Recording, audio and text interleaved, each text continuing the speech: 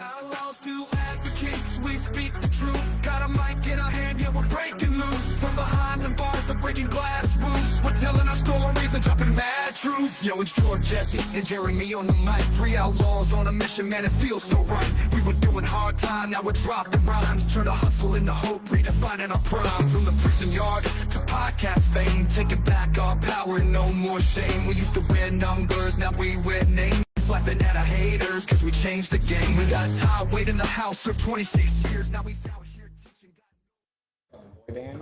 Start taking classes. All right, guys, welcome. Outlaws to Advocates podcast. Great night tonight. We have Barbell Saves in the house. Yeah. Save they do. I've been hearing about these guys since fucking prison through Maddie Bergoglio. Oh, yeah. She used to come in and talk about you guys all the time. It's a great resource. My name's George Nolan, reentry recovery advocate. Let's go around the room and introduce everybody. Jesse Messer, recovery advocate like George. I've heard nothing but good things about you guys. Yeah, really looking forward to this.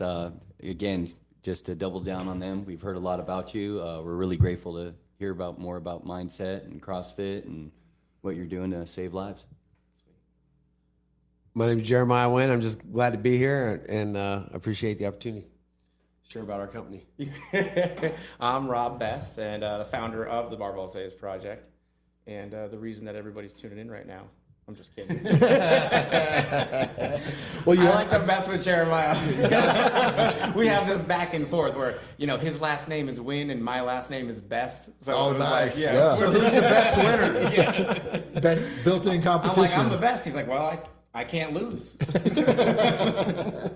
Yeah, it's awesome to have you guys here. And I didn't even know, and I probably would have reconsidered that you've known Jesse for 20, 30 years, whatever. If I would have known that, we probably would have had a different conversation. No, you'd have been on sooner, of course. But it was cool. I seen you guys out at, I've been to your facility. And then, unfortunately, not unfortunately, but I ran into your old outreach guy who's going through some things now. Yeah. And then me and Maddie went down there for your, when you switched over. I don't. You went to the open house for our outpatient treatment center. For your outpatient. Yeah. Tell us about what you're doing with the outpatient, if you don't mind. Yeah. We were talking about it before. We love that, man. What a great program. So at the Barbell Saves Project at the nonprofit, that's where like anybody that's in recovery with 48 hours or more can come be a part of a free CrossFit community / yoga community. It's just like going to a 12-step meeting. You just show up, you become a member. There's no cost at all, and for the rest of your life, you can work out next to me and Jeremiah. But our newest venture is an outpatient treatment center. It's right in between Barbell Saves and New Freedom. So it's on the other side of I-17. And that's where you and I, where we met with Maddie. Right. Yeah, so it's more of the same, just kind of like this holistic approach to treatment, basically. And so, it's a 72-hour IOP. Only our version looks a little bit different. So when a member joins into that, they're going to do an hour of fitness, right? Like an hour of CrossFit class with a peer support certified CrossFit coach. And then they'll go right into a yoga class, peer support certified yoga instructor, and then a group wellness session with a counselor. So that's what your 3 hours would look like in our IOP.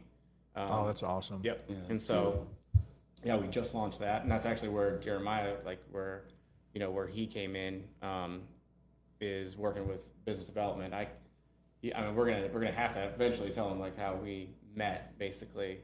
Well, I was the program director for the Life Changing Wellness and Treatment Center, and I was introduced to Rob. And when he started sharing with me about his program, what they had to offer, I was actually redeveloping the whole curriculum and all the programming at Life Changing. And I was like, man, we need to incorporate this because physical fitness has been huge in my recovery journey. Right, always has been.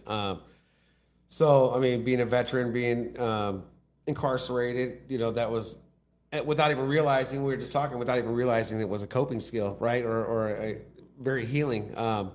When I first got sober, working out was extremely important. So I was like, we need to incorporate this somehow. And Rob was like, absolutely. So we actually partnered up with him, started bringing my clients to his facility. So we do our IOP in the morning, and then we transport our clients after lunch to Barbell Saves. The staff there was just amazing, just the way they worked with them. We had somebody in a wheelchair, 2 people in walkers, and they were very intimidated with the workout, right? Of course, 'Cause yeah. most people are, especially if they haven't ever worked out. And so I was like, no, we mandated it as part of our program. It was a program actually we offer, but we utilize barbells and their coaches and their staff, and they were just immediately the clients fell in love with them. You know, they did their assessments. They get there. They do a what they call a check-in, where they kind of sign in on a computer. There's a question of the day that they tailored to whatever our curriculum was for that day, and then that workout. Can you give me an example of that? So, like if we were talking about resolving conflict, for instance, they would have a question of the day. So whatever our curriculum was at our facility, we'd relay that information to barbells, because the coaches come over to our facility and say, hey, what do you guys got going on for the day? And then we'd say, this is what we're doing Tuesday, this is what we're doing Wednesday, this is what we're doing Thursday. And they would tailor it to their question of the day when they get there. So it'd be some question revolving around resolving conflict. And then that workout or that yoga meditation was always what? Yeah, tied to that question, like, that recovery and that's question. really where it's different. It's not. Oftentimes, people hear about the Barbell Saves Project and they see the CrossFit stuff and they think, "Hey, that's super cool." Like you just invite people that are uniquely qualified, like they're in recovery, and then they do CrossFit together. And it's like, yes, but also, right? Also, we're having these other conversations because, again, you know, that's what we're trained on. That's what we're qualified for. We're opening the members up to share more about their recovery stories. Maybe where they're at that stage in their recovery. Maybe you got 10 years. Maybe you got 2 months. Maybe you're struggling with parole, maybe promotion, right? And so if we put that stuff out there, the community can support, right, and be helpful to that individual. So intentional community with the purpose of, like, you know, creating a positive network and having that impact has always been kind of at the forefront of what we do. And so, like what Jeremiah is referring to is like our relationship with outside agencies like Sanctuary, like Life Changing Wellness, these other companies where we can play this role as like a secondary provider and add that component to their existing programs. We've been doing that now for about 4 or 5 years successfully, and that's really, really cool. And now, again, you know, our next venture is to move into a higher level of care, higher level of treatment. So the OTC offers that opportunity for us. And, you know, my wife's a physical therapist, so now we'll start to incorporate physical therapy as a part of that, because, you know, something like 10% of all the clients that we serve, they're, you know, guys like us. They got hit by a car, Banged up, they got fucking shot, they got stabbed. It's shocking. They never went to physical therapy. So, you know, so like there's that need again. It's like, man, this really sucks. Like these, you know, guys and gals are like really fucking banged up. You know, this shit that's out on the street right now. Like fentanyl is like, it really fucks people's bodies up, man. If they've had exposure to that for a couple years, you know that. Like, I mean, fucking bent over. That's no joke. That's fucking ruining your body. It's going to ruin your confidence, it's going to ruin your self-esteem, even when you get yourself back on track. It blew my mind because obviously not obviously, but I was in prison for 10 years. I get out literally a year ago today. Yeah, let's go. Yeah, pretty awesome, right? Yeah, congratulations. Thank you. But that was like the first thing I noticed. I was like, everybody's fucking bent over. Yeah. Everyone, Staring at the ground. Yeah, and I thought it was, you know, because they were high, but it's like deforming people. It is. Yes. Yeah, I absolutely. know sober people that have been through it, and now they're fucking stuck like that. Yeah. And No, It's kind of I like know a couple paralysis. people that It's are. a nerve. It's like a nerve and muscular thing. So like the fentanyl over time, Mixed with that trank too. it messes with your ability to like literally stand upright and the function of your skeletal muscle system, whatever you want to call it, right? And so it forces you into that position. Not like when we would, not because we were fucked up, but it's just a little bit different than that. So it's a unique thing to this problem that we have right now. Yeah, we had a buddy of ours that we were incarcerated with, and just recently he came off a sick one, went to detox, and they tested him at detox, and he'd been on the street smoking fentanyl, and there was no fentanyl in his system. Wow. It was straight tranquilizer, straight xylazine, and half of his body was basically frozen. I mean, he couldn't move his hand for 60 days? Yeah. Before he could even start moving his hand again. I mean, it effed him up. Yeah, so we get guys and gals like that, right, that come Are in. we censoring now? I was just wondering. Yeah. Well, I'm working with adolescents. If you have a child at home, bring them to me. Yeah, so we had. So anyway, we have clients coming in, and you know, they go through their individual. The staff was great. They get a physical fitness instructor, a coach, a peer support's on site. Somebody's having a bad day, they pull them off. The peer support will pull them off on the side, do a one-on-one with them. But they, you know, facing those initial fears of working out, you know, a couple people in the walker, like I said, they do an individual assessment on their physical limitations. You know, what type of, and they come up with the individual workout regimen for that individual person, but then we do it in a group setting. And everybody felt so comfortable. After just a couple of weeks, my clients were like trying to get out of going to class in the morning. I'm sick or whatever, but they wanted to be transported to barbells, right, for the work, for that part of the program. And Adult recess. yeah, and I immediately, you know, fell in love with barbell. And then I'm also a court mentor in the courts. So I No, that's huge. We were talking about that a little bit before the podcast. We probably should have saved it for here, but we can get into it again. That's fucking huge, bro.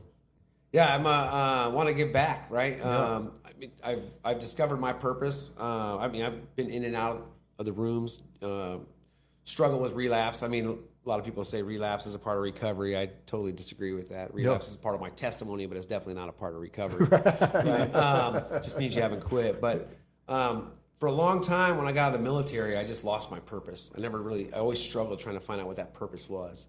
I also was recently diagnosed with complex PTSD, so I've been undiagnosed for 20-something years.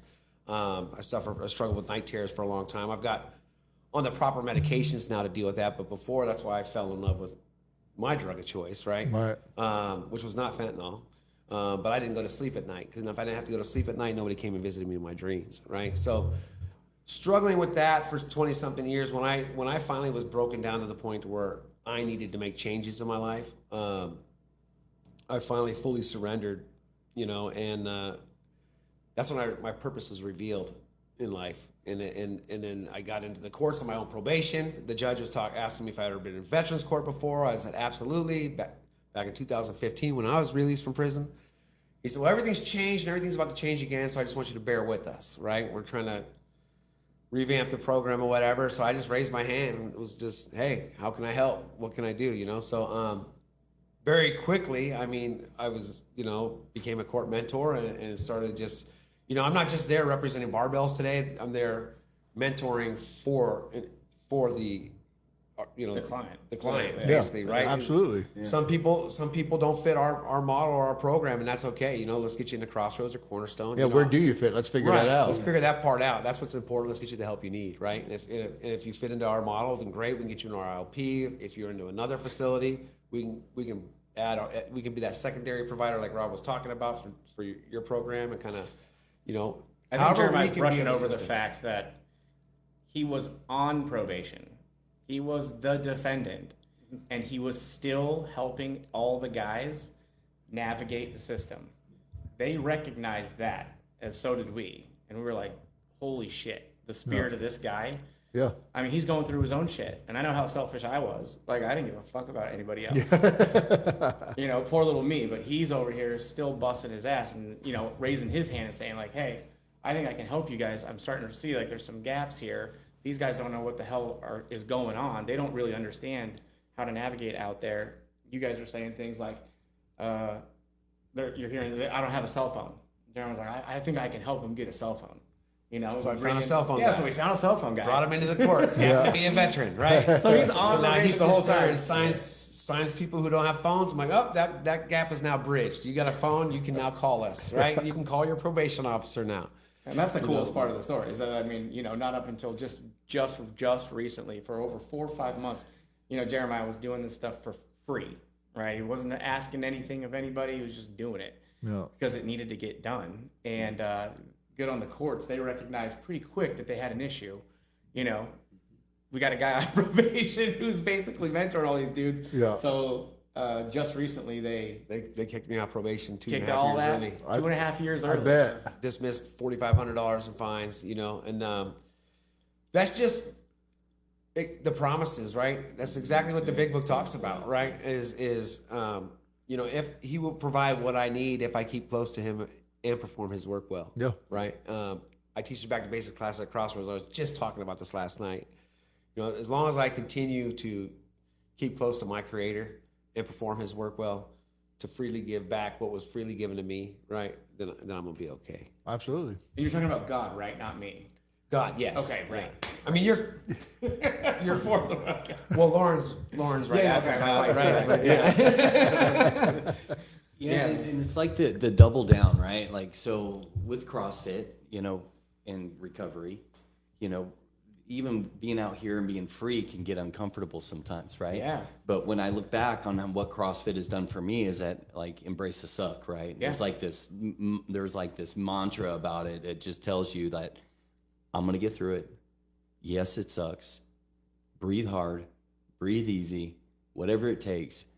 There's an end game yeah. here, Oh, right? yeah. And like that dark place that a lot of people haven't experienced comes from that physical agility spot where you just want to like Yeah. just back out from, and then you combine that with recovery and leaning into the creator, dude. It's cloud nine, bro. Yeah. Absolutely. It's Well, cloud nine. with no, if you're not uncomfortable, Yeah, then no change is happening. yeah. No change is happening. Right. So it's Yeah, so we induce that uncomfortability. And that's on like obviously Mm. in my recovery, I went through, you know, I went to this place called Maverick House. Shout out to Maverick House. Yes. Yeah. Ed, and you know. you know, Crossroads. they saved my life. And Sanctuary. Sanctuary. Okay. Department of Corrections. Department of Corrections.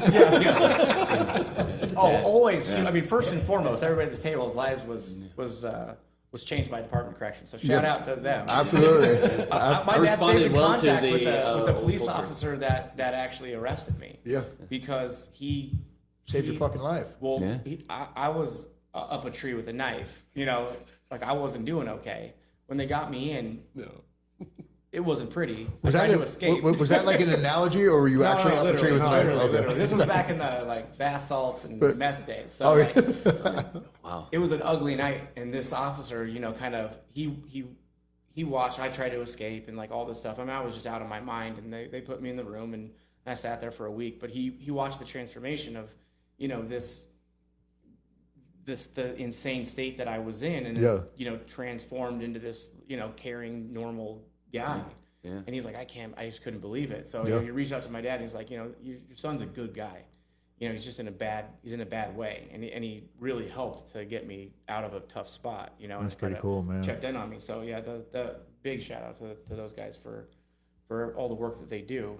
But back to the like, our lives are hard. Everyone's lives are hard. Everyone has their own difficulties, their relationships, or having kids, or getting kids back in your life, or going and getting a job and actually having to show up on time, or whatever it is. It's hard. But the truth is that if you do things that are physically hard in a controlled environment, that does translate over to overcoming those same difficulties. It's like Success. science. It's like science. Yeah. So you can safely go out and test yourself physically, pushing your physical limits, and that does transfer over to being able to study for a final. No. Right, getting a job, sitting, not sweating through an interview, like how nervous I would get. Like, man, I used to just be situations like this. I would just be covered in sweat, right, and just always felt insecure, not good enough. And you're right. It was actually obviously all the work that I did with counselors, doing 12-step, being a part of all those programs, but it's also then on my own, you know, kept pushing those limits physically. And it does seem like it's transferring over, you know, to being able to push myself doing hard shit. Like, even though, Like this morning, I woke up 5. I'm at the gym, Yeah. 5:30. That's I really hit a insane. wad. I gave myself the invitation, Yep. right? Yeah. I knew that what was about to happen, I was going to go to a dark place, and I was going to challenge myself mentally and emotionally. And I had a great day today, Yeah. all friggin' day, Yeah. all day. Yeah. It works. And so that was kind of our journey. That's what we've been up to, right? I mean, I've been a CrossFit gym owner here in the Valley for over a decade. So that was always a part of my individual story, then giving back by starting Barbell, you know, and trying to spread that and pass it on to other people. In January, I got introduced to yoga, which was like the farthest thing from what I would have introduced, right? I was like, I'm going to stay in my lane. You remember that Will Ferrell video? He was like, we're going to do one thing and one thing only. I always thought that would be me. And then this lady comes in and freaking introduces yoga to me, and I asked my clinical director, I'm like, dude, this shit seems like, you know, voodoo shit. I'm like, is this stuff real? I call it hippie bullshit. Yeah, is this right? hippie bullshit? Yeah. And he goes, he's like our army officer, hard ass dude, and he's like, oh no, it's real. I'm like, fuck. It's like, harder. all right. And so now I get the yin and yang effect, right? Where I got real comfortable doing really physically challenging things. I'm the first guy you want to call. If you're like, hey, you want to go do a marathon? Fuck yeah, I do. Let's wear a weight vest. That became easy for me, and that became my new comfort. Now it's like, hey, do you want to sit still and meditate? Fuck no, it's terrifying. I don't do that. I'm glad you brought that up, because I talk about this in prison all the time. Yep. Every time I go into the prisons, I work mostly with the men. I'm like, hey, so who in here's got discipline? Almost everybody raises their hand. Oh, I got discipline. How do you have discipline? I work out every fucking day. Cool, man. Do you enjoy working out? Oh, I love it. Yeah. Is that discipline? You're doing things you like. Yeah, you're doing something you enjoy, and that's great to get there, because the first day you work out, most of us don't like it, right? It takes a while, whether if you're like me and you're worried about what everybody's looking at, or how much weight you're not, for me, how much weight I'm not lifting, that type of, mental shit. But you get to a place when you do it, and you overcome that habit. It's the same thing with reading fucking books, or going to school, or learning a new job, or learning a new trade, or whatever that is. It's always going to suck at first. And we throw that word around, uncomfortability, like, oh, you're going to be uncomfortable.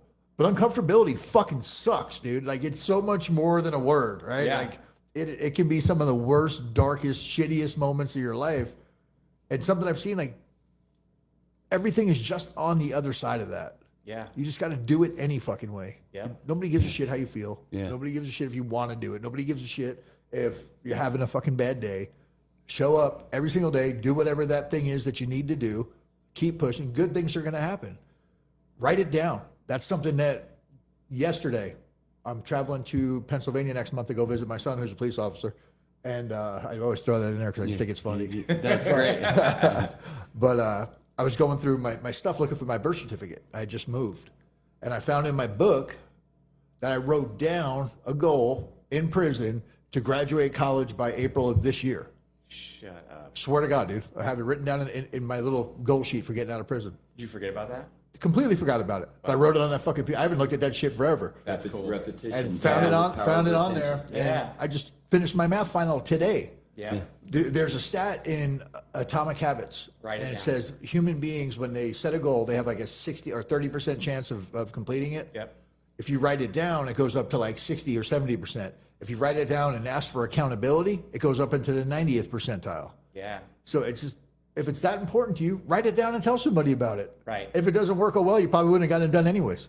But put that extra stuff in. And when you talk about that discipline and doing the stuff you enjoy and being able to get out of your lane and switch to yoga, you heard from someone who you trust, who you value their opinion. That's why you went to them. They told you it was real, tried it out, probably hated it first, and now it's become a part of your, right? Yeah, but you're right. I never really thought about that. As I have ever since I got clean, like all of us here. Like I finally stopped trying to force it my way.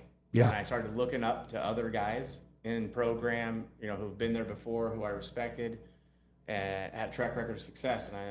And even to this day, right, I'm still asking those guys. I'm saying, hey, I have some weird beliefs, and this might be one of them. I have some weird 1980s kind of beliefs. Yeah. But that's awareness, right? Yeah. You're being, I'm like, you're hey, being I know aware. me. Yeah. I'm like, what do you think about that? He's like, oh, I think it's a great idea. So we started implementing yoga as part of our practice, and that's where that IOP model or the OTC model really came out. And it makes a lot of sense. We're all anxious guys. It's just how we are, right? We're aggressive, we're anxious. So now we're going to go through an hour and we're going to do a high intensity exercise. We're rowing, doing burpees, swinging kettlebells, doing all that stuff all together. We're going to burn off that anxiety. Then we're going to calm down, right? And we're going to get on the mats and we're going to relax. We're going to listen to some chill music. Not as chill as your theme song, but chill. Appreciate the love, my man. I appreciate the love. The lights come down, and they do this like mantra talk kind of stuff, and it's really cool. And now I get regulated, right? Emotional regulation.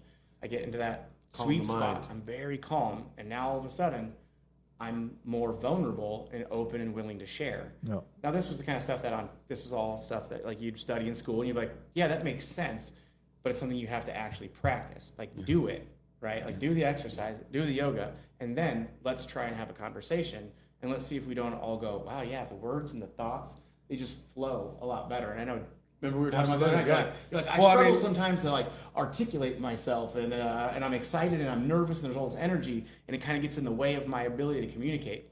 Yeah, that's true in like a professional setting, but think about for the guys and gals out there that really need to tell their stories, that really need to communicate the trauma that they've been exposed to, but they can't because they can't get the words out, and it's because it's trapped in dysregulation and right they're blocked mentally and emotionally. Well, and it aligns right up with pretty much AA, right? Like we get right spiritually and we straighten out physically and mentally. Yep. Right, and that's where that physical exertion, and you get the dopamine levels going, you get your endorphins going, the heart rate up, and then you bring your body back down to center, and with the yoga, and it's you get right spiritually, and then you share in that group setting with everybody else who's going through similar things, and it's just a more intimate setting, and when I've been the most successful in relationships is when I was the most vulnerable with whoever I would, whether it be a Shocker, friendship. right? Right. And the things that I was scared of the most, Yeah. right? Was allowing people to get to know the real me, right? And I'm sure that's some of us can relate to that, But it's funny because I've always referred, like when I teach back to basics or whatever, I've always referred my recovery to working out. Right. And this is long before I ever ran into Rob. I was like, my recovery, when I it takes one day at a time. I'm not gonna change overnight. It takes commitment, right? It's gonna be hard. I'm gonna have to put in some work. I can go to the gym each and every day and I can sit there and watch somebody else work out, right? That physical trainer who I want to look like that guy walking by. I can watch whatever he does for 30 days, and I'm not going to get any closer to the gains that he has by watching him, right? Or I can sit there and I can emulate what he does, and he's got 315 pounds on the bar, 245s on each side or whatever, and I'm going to, I'm just going to do what he does, and I'm going to put 245-pound plates on each side. I'm not going to be able to get it off the Now rack. you're talking my language. Right? Right, and now I'm not going to get it off the rack, and then I can get up and get frustrated and walk out the gym and say, this shit doesn't work for me, right? Like I used to do in the program. Or I can get real and be like, all right, man, I want to look like you. I can find the man who has what I want, ask him how they got it, and then I got to take suggestion and guidance, right? And then if I do what he says to do each and every day, one day at a time, I'm going to achieve the gains he has, right? And I'm not going to notice it. I can look in the mirror every single day I work out. And I'm not going to see any gains. But if I take a picture from day one, and then I look at myself a year from now, that's when I'm going to notice that change. Yeah. It's the same in my recovery, right? It's commitment and dedication, one day at a time, and taking the suggestions and guidance from a trainer or mentor or sponsor, So it's it's all- like, it's all it's, interconnected. yeah, it's like, so we drink water because our survival depends on it, right? And we're thirsty. Absolutely. We know at a subconscious level, we don't even think about it, we just drink, right? That's the same with building this, our survival depends on it. Yeah. So we seek out ways to now, I think has happened for a majority of us is that it's become built into our survival system. We rely on the information that we've gained, and it predicts our recovery. Yeah. Right. Repetition is the power of retention. Yep. Yeah. The addiction to comfort. The addiction to comfort is a real fucker. Comfort's a fucking killer, dude. That's Comfort, what my Joe taught complacency, me. and He said, average. you want to know what the biggest problem in America is? He's like, addiction to comfort. Absolutely. Everybody thinks that we're on this. We need to be more comfortable. Yeah. We need to have nicer, softer shit. We have to have nicer cars. We have to have everything to make everything more comfortable. I think I Life's get more not a pillow. anxiety from being comfortable now. That gives people. Because I know it's almost like I feel like I need to be doing something because I'm afraid to get too comfortable, right? Right. So- You almost don't know how to find that. I want to be in uncomfortable. between. I've gotten used to being uncomfortable, and I know there's change. when I Earn get that comfort. So- You gotta earn it. And then there's part of me that doesn't want to get uncomfortable. I'm like, this shit, where I'm about to go is really gonna fucking suck, dude. Yeah. So I got a couple move questions it. for you real quick. So say somebody was interested in your IOP program. Is that 1 day a week, 3 days a week, 5 days a week? How does that work, and how hard is it to get into? Right now it is 4 days a week. We're just bringing on staff for it, so it's only it's a mixed group right now, 4 to 7, Monday through Thursday, and then we're 4 to 7 p.m. 4 to 7 p.m. But so they're gonna come in. They're gonna do an intake and an assessment with our therapist, who's gonna come up with a treatment plan for them. and that could be anywhere from 2 to 4 days, depending on what they come up with. We are going to be developing. We are getting ready. We're pretty full in our 4 to 7 class. We're going to be developing a class from 6 to 9, and then eventually down the road, the vision is to have one, in the morning as well. But this runs at at our location, which is a gym. So, we have the ability in 3 separate rooms, basically, to move that group, like a 12-person group, from, doing a physical fitness workout Kind of circuit, into kind of. another room, into a yoga space, and then into a group counseling room. So then you can run another program. Well, I know there's potentially a lot of people listening that maybe are wanting to get better. Maybe you're down on their luck a little bit in their life and they're thinking, you know what, I really don't want to go into treatment. I don't want to get into a residential program. I don't want to have to do something like that for 30, 60, 90 days. Maybe they got kids, maybe they got a job, and they're just looking for an alternate option. Yeah. Oh, yeah. I mean, that's at the base level, we're this thing that's called a community service agency, right? We're here to service the community. In particular, folks, guys, Is that what that means? The community service agency. No one knows what that is. No one's ever heard of it. I get it. Yeah, no one's ever heard of that. I get it. But for us here, for the community of folks in recovery, it just means we're your one-stop shop. Like, we want to be your peer support. We want to help you navigate that. I mean, I wish that my parents, when I was, I didn't get sober until I was 32 years old. So they didn't know what to do, right? There's the stigma associated with what I was doing. They didn't reach out to friends or family. They didn't tell anybody. They tried to hide it, tried to just keep enabling me, giving me money, and hoping that I would grow out of this phase. And I remember them telling, like, they didn't know who to ask. They didn't know how to navigate any of this stuff. So, for those people that, if you have adolescents, you have a 13-year-old or 16-year-old, Blueprint and you're program. concerned about them. And I mean concerned about them, and like maybe they're on video games 12 hours a day, sitting there doing whatever, watching pornography or anything. Great, reach out to us. Let us be that starting point.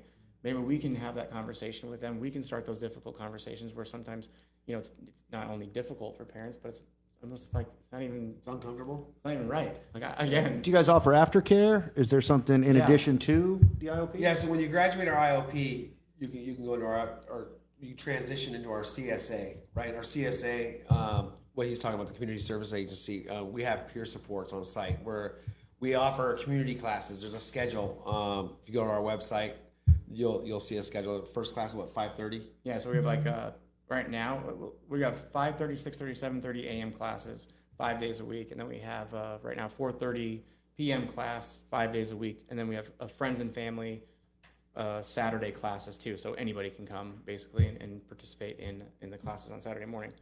But to your point is if you, let's say you graduate our IOP program, you have a lifelong connection to the CSA, and you can participate in those classes. But for as long as we can, we would still offer you the wraparound services and do peer support with you. So that means we can help you navigate your probation, your parole. We can help you find housing, set you up with Jeremiah, and he'll go out there and help you. He'll help you get into new freedom, and he's got all those connections. Yeah, so I advocate for we do all the peer support. Advocate for our clients in court, right? So we get obviously guys who come from the courts, whether it be the veterans courts or the drug treatment courts, and they go to our IOP program. They graduate. I still help them navigate those legal issues and meet the whatever requirements that the probation department, the courts have for them. And I advocate for them. I'm right there in the courts with them every single week. So we try to. Yeah, we'll introduce them to anybody. I mean, right. There's groups out there that are just like us, but they do peer support a little differently. They might help you get fingerprints, clearance cards. They might help you do that stuff, and it's like, yeah, that's not really our jam, but I'm going to introduce you to this guy, and he's going to help you do that. And having that advocate there, it's so that's important. what we are. I thought I had the whole reentry thing figured out. I seen this, blah, blah, blah. I got invited to a reentry simulation that we hosted, New Freedom hosted at ASU. All these college kids, right? It's just a simulation. It's a 10-minute week. You have to go to these places. Every place you go, you have to have a bus pass in order to get there. And I watched these college kids. One of them decided to go back to jail so she could sell the stuff she had so she could get cash when she got back out to go and get all her resources. I watched two of them self-surrender to go to jail because it was too hard out there. They didn't have bus passes to get anywhere. They gave up. And it was just the way that mirrored reality. If you don't have someone, right? If you don't have that support system, like obviously it's not going to hit them the same way, and it shouldn't. You know, it was a Of course. early on corrections class. Yeah. But for someone with lived experience who's been through a bunch of shit, I was shocked that they were making literally the same fucking decisions that a lot of us have made in our addiction. Well, you know, whether it's reentry or not. Like, why'd you go back to jail? It was just easier in there. And I asked, because one of the things on there is buying groceries every week, and there was a few of them that hadn't bought groceries in 2 weeks. I'm like, imagine your mindset if you don't have money for groceries. Well, you know, if you're not eating for, just imagine a couple of days. You're talking a week, 2 weeks, you haven't had money to buy groceries. I could not believe how effective that simulation was and how much that mirrored what actually goes on out there. So when you talk about, because I've been to court way too many fucking times, dude. Right, absolutely, and me too. that's usually a pretty fucking bad day. Yeah, it's You scary. know, even if you're getting out of jail, you know you're getting out to. I knew I was getting out to a shit show. I knew I was getting out to nothing. I knew I was going to look for my dope dealer. I don't want to say who it was. Yeah. But I'd go out looking for my dope dealer, and that was what I was going to do. I was going to be back in the shit again. Yeah. And to have someone there with an intervention to talk about them, hey man, there's some options. Even if they tell you to fuck off, at least they're making a decision and they know that there are options there, man. So That's I why applaud we're you. here to let you know that you don't have to do this alone. Yeah. Right. Nobody has to do anything alone. And if we can be there to bridge that gap and be there to support you through whatever. I mean, I hate to say it, but I had a guy who I just went to his sentencing, right? And just the fact that I was just there gave him that comfort where he was like, I just appreciate you being there. I don't even want you to Absolutely. speak on my behalf, And right? his mom, yeah. Right, his mom. So I'm able to be there with his mom and his sister, his family, and kind of like bring their fears down a little bit on what they can expect, because they're obviously, we all see these Worst movies case and TV scenario, shows, yeah. right? Where we see Oz and they're like, oh my God, no, and I'm like, no, this is kind of what he's going to go through. He's going to get to Alhambra right away. Let's get him on, so they've been calling, texting me, so we're able to be more than just support for the client, right? So like I'm able to kind of help their family as well. So, and that's what we strive to do, and that's one thing I love about Rob is he's about helping people, Yeah. right? And I think We'll figure it out later, sometimes, right? We'll He figure out always later. said that, like, Figure out later. right? He's like, when I got into the veterans courts, he's like, I said, hey, these guys don't even have insurance, right? He's like, I don't care. They're veterans, get them in the program. We'll figure it all out later, Yeah. right? And just that is what really drew me to him, because, like he said, for so long I've been in the courts on my own, just trying to be there for somebody. Like I would want somebody to be there for me. And I think together we've come up with this program where it's like, man, we can really truly help people, right? And there's just so many other areas I don't want to talk about yet because we're not quite there with the veteran. Oh, that's community. bullshit, dude. Spill it. But there's just a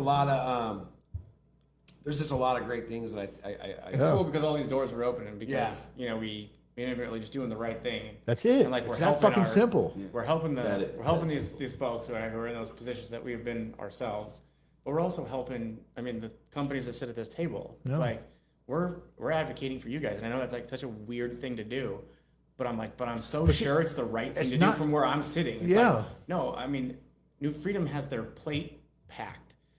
We need to be able to help people get there, right? And we need to help people get into sanctuaries and to cornerstones and to crossroads because Help their kids get into Horizon. because it's fucking hard. Help their kids get in front of you. Yeah, Yes. absolutely. I mean, there's But, not but enough it is. It places seems like that such for a adolescents. well, what's the incentive? And it's like the incentive is that it's the best for the client. It's the best outcome for them. And if that's really what you generally just go after, then it's kind of like doing what you love to do. Like the money will fall. Like we'll follow that. There's more That's the than thing. enough. If you're There's more doing than the enough. right And if thing- you guys are doing the right thing, well, then the guys like me and Jeremiah, well, we're going to send people to you. Yeah.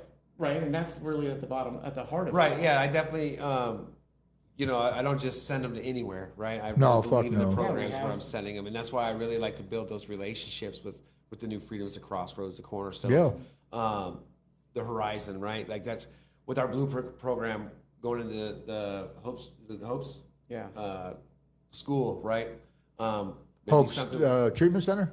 No, we work with adolescents. I don't know about you guys, but like at work in treatment, I identify so much with my usage and my recovery, and all things are treatment focused. I was approached by someone who was like, this program that you're running, it seems like it would be really, really good to run, like teenagers through, kids that are kind of struggling or maybe on the verge of, Oh. becoming an addict. And I never really saw it through that lens. I mean, like I never even thought about it.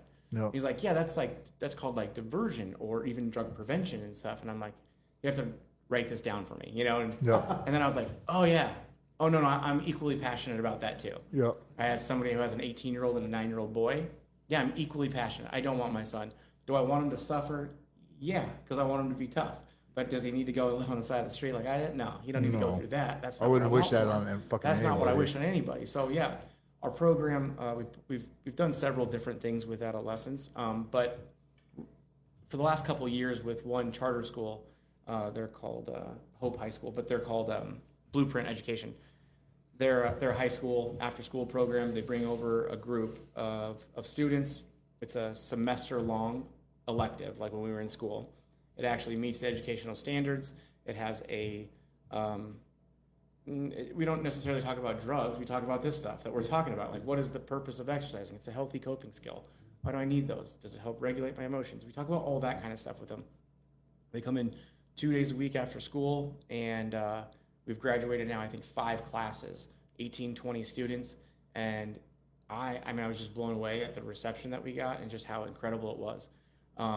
Now, obviously, I'd love to expand something like that, and like I'd love the opportunity to do that, but that is a money thing. It's a resource thing. Yep. I don't have the capacity to do it. But yeah, Jesus, like Yeah. a whole other side topic, right? Like, Yeah. why aren't we doing the things that the guys at this table have done to become successful with adolescents? Absolutely. Right, starting to impart some of this wisdom and starting put them through some of these types of different things that we've been a part of. And so we did that, and then we got invited to start a drug prevention coalition, which now we have. Shout out to Amanda. She's incredible. So we made her director of our drug prevention coalition.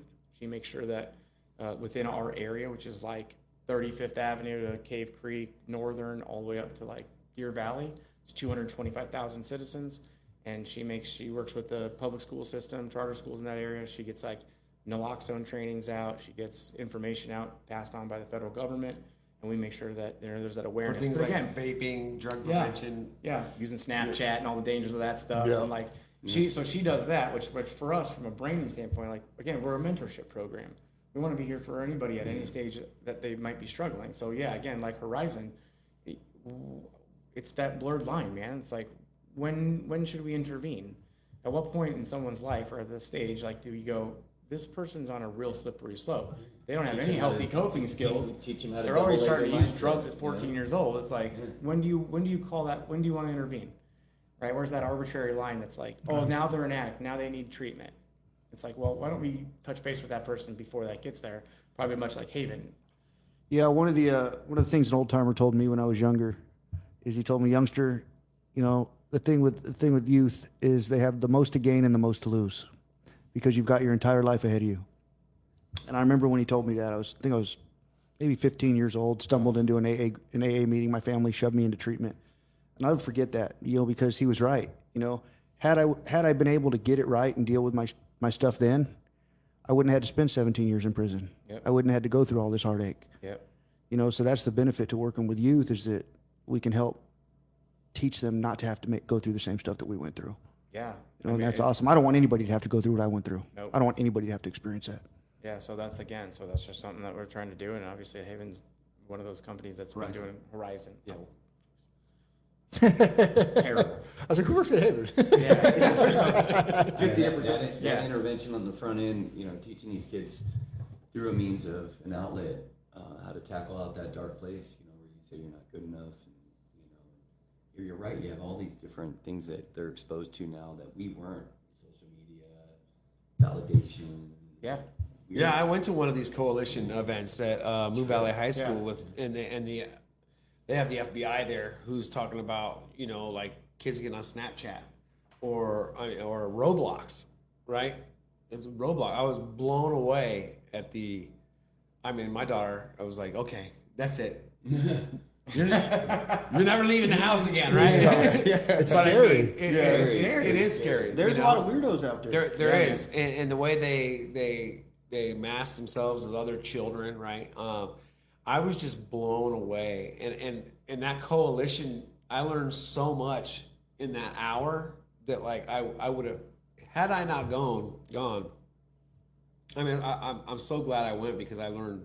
Yeah, It was just blown away, and the vaping statistics, and I was just. Well, wow. this is a fun one I thought was really interesting. It's called normative beliefs.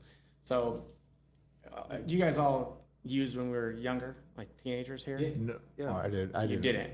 I didn't start till after I got out of the Marine Corps. Okay. The very tail end of the Marine Corps. I'm with you. Yeah. When you ask like a 14 or 15-year-old, right? When you ask them, what percentage of your high school, I guess that's like 15 or 16-year-old, what percentage of your high school do you think engages in like, and obviously we probably talk a little bit like more like a teenager, but that engage in like illicit drug use or risky behavior? That answer is very indicative of a lot. When I went to school, I would have told you by the time I was a freshman what percentage of my school engages in like blackout drinking. I would say like 85%. Yeah, I would say the same thing. Yeah. Right. And that's because everybody I knew, my circle of friends, engaged in risky behavior. If you ask my wife, what percentage of your high school did? She would say, I don't know, like 10 or 15%. And that's the truth. That's about the amount of people that she knew that did. She's talking about you and your friends. No, yeah. Well, Rob and I don't believe her, right? Because we're like, no, everybody goes through That's what we right. did. But the normative belief is that, but everyone did. And that's a lie. That's just not true. Yeah. It's nothing like that. It's 15% of your high schools, your public high schools, 20% of your worst that you can imagine. That's who's actually using. No. It's not 100% like we all think. That's a normative belief. If they're even able to stay in school. Yeah. I was out of my school at friends 14. used drugs and drank. It's like, that's 15. right. That's a good, now you have that awareness. Be careful if all of your friends are using drugs and drinking. Yeah, sophomore, I was done. That stands out. Yeah, man, it stands out. So Colleen McGregor came on. She said Rob J. Best. Oh, yeah. She's awesome. I love Colleen. Colleen is the reason. It's actually her fault. She saw me on a newscast when we were a nonprofit doing free classes for people in recovery out of my CrossFit gym. The news came out, really cool, felt like a big star. And Colleen saw that, and she literally showed up not long after. She said, I saw you were on the news. I want to talk to you. And she then took me through, and I tell this story because Colleen's worked in Medicaid space for quite a while. She speaks that language fluently. And I sat there for an hour, and I couldn't understand anything she said. Yeah. But I did understand one thing. She said, if you let me help you, I'm going to take you down a road to allow you to do something that no other company has ever done in the country. And I'm going to teach you how to basically join this Medicaid space. And the work that you're already doing, it falls in alignment with peer support, which is something you can bill Medicaid for. So I'm going to help you, right? We're going to do something that no one's ever done before. We're going to turn this little thing that you're doing into something much, much bigger. And, my ego was like, fuck yeah, I'll be number one? The only one in the country? I'm in. I'm in. I don't know what you just said, but I'm in. So it's Colleen's fault. She, true to her word, yeah, she was right. It was a lot of work, and it was really, really challenging. But ultimately, it's why I'm sitting here with you guys today, is because Colleen saw something in the program that we were doing, and she knew the space. She knew the need for like what we were doing was so relevant and impactful that, yeah, she's really the first champion for barbell that stands out. Does Colleen work out? Oh yeah. I've been to dinner at her house Super fit. once or twice. Everything's healthy. That's the reason I have LaCroix in my fridge. She's literally the one who turned me on to it. And I love it now. I don't drink. I drink less soda, a lot less soda, because I have that in my fridge. And she's the one. Like if I'm at, I remember I saw at I was speaking at an event. Yeah. And she was there, and I was eating, and she was coming. I'm like trying to hide the shitty stuff that I got on my plate from her. Yeah. Oh, she's fantastic. So, I need you alive. Do you want to die? Have some LaCroix. She's the best. She's the best. Shout out to Banner. I'm sure that helps. Absolutely. A little bit of banner there. Yeah. And then a shout out just for me. Chris said, a guy I used to do yoga with, he said, don't let George lie to you. He's a beast at yoga. We did nice. yoga. I'm definitely not, but we did a yoga for a pretty long time in Globe. Oh, that's kind of cool. where I got into it. We had this kid there that he was a yogi or whatever he was. Doing all kinds of extreme stuff, and he'd run us down through there. Didn't break us off before we went and worked out. Yeah, that's cool. Yeah, I've got to give a shout out to Nicole. Yeah, our yoga instructor. She is amazing. I mean, I can't do what she does. I've tried real hard to beat her, but like she can hold that pose. Oh, yeah. One leg straight out. I can't do it. My daughter can do it, but I can't. You know. So I can do it with a wall. yeah, well, right. Yeah, I can do it with the chair. If I got she a tells me to counter. get a chair, I'm like, no. Right, that ego comes back. No, I'm Yeah. not with the chair, but then I love it. Ashley just bought this. Fitness hasn't been on in my repertoire, right? I'm fucking up. I'm getting away from the shit that worked and all that other stuff. So Yeah. I'm trying to reel it back in. And Ashley bought this app, and they do yoga and fitness and all this other stuff. And they did this leg thing with this very petite, in shape female. Can I see it? That thing, No, I'm just come on, get it. that thing broke me off. Yeah, dude. yeah. Oh, it's crazy. Yeah, Yeah. that stuff is. We are next going to come to level. Barbell Saturday, right? Saturday morning. I'm speaking at Silverfest on Saturday up in Rock. I mean, the following Saturday. Springs.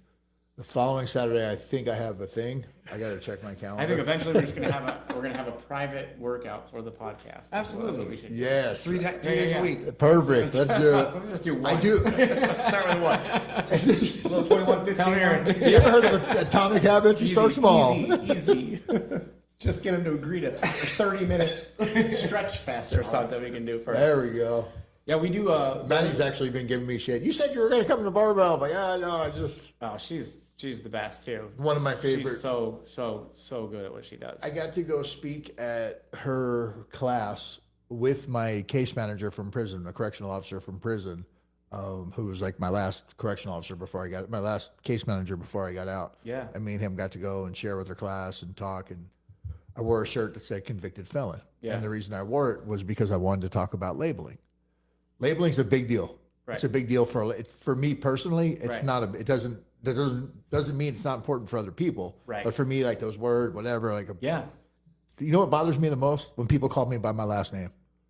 If you call me Nolan, it just triggers me from prison because that's all the cops called me, whatever. Yeah. But like the words, they don't really bother me. But I wanted to talk about labeling. Yeah. And she was she's like, why the fuck are you wearing this shirt? Yeah. I tell them not to call you guys this all the time. Right.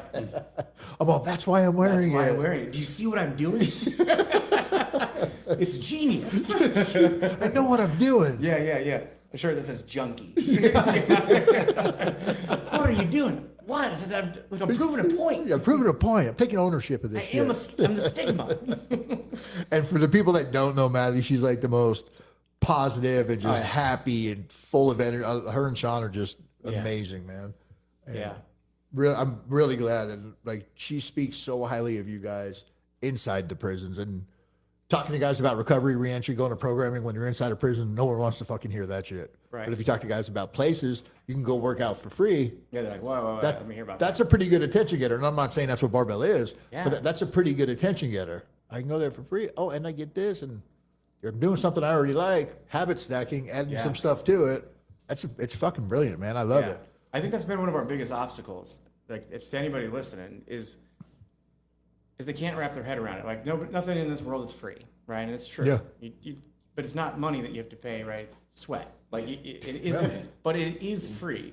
And I think that there's like this thought process that's like, Barbell Saves Project. I don't know much about it. Is it like a gym that like you just go to and then you work out and it's free, or is it like, what's that like? The experience like? And it's always free. You can always just show up to any of the classes and you'll get the same consistent, class structure. You'll have the same instructors and coaches. You follow programming, like that whole stuff. You get like a cool app, and then you can sign into classes. You can track your fitness progress over time.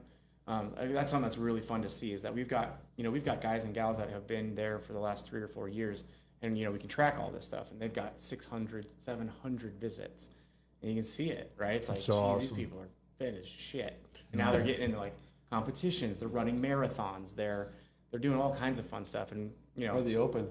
they do the CrossFit Open. They get, and That thing's fucking insane, dude. yeah, Jesus yeah. Christ. I mean, Tammy, our head coach, she's Level 3. She's 29 in spirit, but she's 56, 55 now this year, and she last year competed in the CrossFit Games.